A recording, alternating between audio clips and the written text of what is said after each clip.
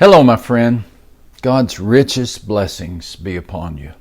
May the Lord lift your spirits today, especially if you're passing through a time of difficulty or challenge. May you be reminded of God's kindness. May you be reminded of God's presence. And may you be reminded that He is talking to you. You know, as we enter into the Easter season, I'm finding it helpful to turn my attention and invite you to turn yours to the cross, I want us to look at the message from the sign of the cross. Now, if you can't stay around for about 7 minutes, please do not worry. I understand. You got a lot going on. But if you can, I'd love for you to do so. In our last time together, we discussed that there's no one God won't use. That was one of the messages from the sign. It was Pilate who instructed that the sign be painted and nailed to the cross. Jesus of Nazareth, King of the Jews. He had intended that the sign be used as mockery, but God intended the sign to save a soul. And something interesting about this sign is that it was trilingual, written in 3 different languages. Every passerby could read the sign. Every passerby could read either Hebrew or Latin or Greek, the 3 great languages of the ancient world. Hebrew was the language of Israel, the language of religion. Latin was the language of the Romans, the language of law and government and commerce. And Greek was the language of Greece, and it was the language of culture. And Christ was declared king in all 3 languages. God had a message. Christ is king. The message was the same, but the languages were different. Now, since Jesus was and is a king for all people, the message would be in the tongues of all people. And that brings us to a great promise of this sign, and that is, there is no language God will not speak. There is no language God will not speak. And so I ask, what language is He speaking to you? Now, I'm not referring to an idiom or a dialect, but to the day-to-day drama of your life. God does speak, you know. He speaks. He speaks to us in whatever language it will take, and in whatever language we will understand. There are times in which He speaks to us in the language of abundance. Is your tummy full? Are your bills paid? Got a little jingle in your pocket?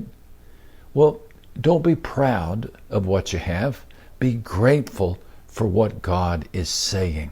God is speaking to you through your affluence so you can give to others. The scripture says God can give you more blessings than you need. Then you will always have plenty of everything, enough to give to every good work. That's in 2 Corinthians chapter 9 and verse 8.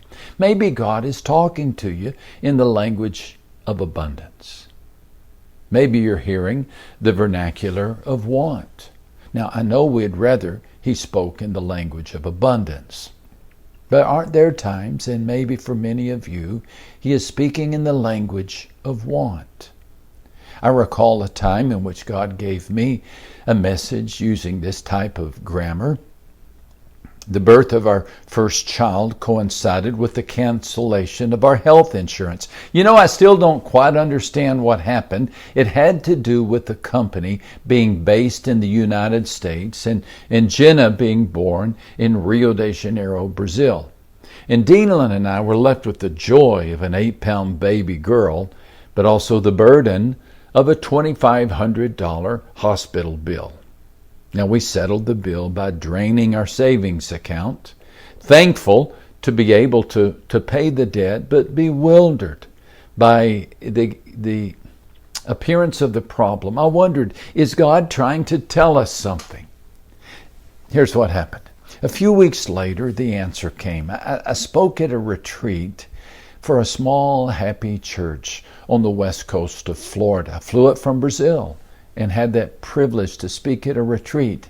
After the morning service, a congregant gave me an envelope and he said, "This money's for your family." Now, we as missionaries were accustomed and grateful to these unsolicited donations, which usually amounted to $50, maybe $100. I expected the amount to be comparable. But when I opened the envelope, the check was for, you want to guess? $2,500, exactly what we had paid. Through the language of need, God spoke to me. It was as if He said, "Now, Max, I'm involved in your life, and I will take care of you." Now, would you listen to Him as He speaks to you in the language of need? Or maybe He's speaking to you in the language of affliction. Talk about an idiom that we avoid. But you and I both know how clearly God speaks in those difficult times, in hallways of the hospital and sick beds. We know what David meant when he wrote the words, "He makes me lie down." Sometimes God just slows us down. Nothing seems to turn our ears toward heaven more than a frail body. Now, God speaks all languages, including yours. Has He not said, "I will teach you in the way you should go"? Psalm 32 and verse 8. And are we not urged to receive instruction from His mouth? That's in Job 22 and verse 22. What language is God speaking to you? By the way, aren't you glad He's speaking? Aren't you grateful that He cares enough to talk to you? Isn't it good to know that the Lord tells His secrets to those who respect Him? That's in the book of Psalm 25:14. My Uncle Carl was grateful that someone spoke to him. A childhood case of the measles left him unable to hear or speak. Nearly all of his 60-plus years were lived in stony silence. A few people spoke his language, very few did, but my father was one of them. Being the older brother, maybe he felt protective. After their father passed away, perhaps my dad felt he should take over. I don't know the reason, but whatever the reason, my dad learned sign language. Now, my dad wasn't an avid student. He never finished high school. And of course never went to college.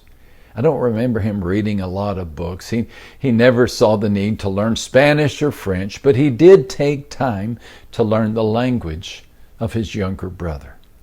And let Dad enter the room, and Carl's face would brighten, and the two would find a corner, and the hands would fly, and they would have a great time.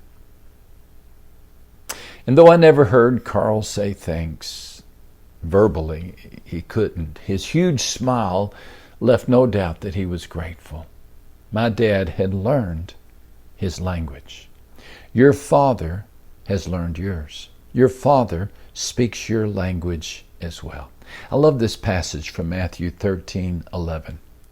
It has been given to you to know the mysteries of the kingdom of heaven.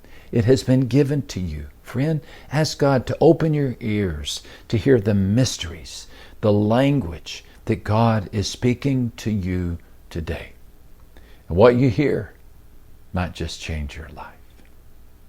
By the way, before you head out to continue your day, if we can pray for you, post your prayer needs on the page, and we will do our very best to intercede on your behalf.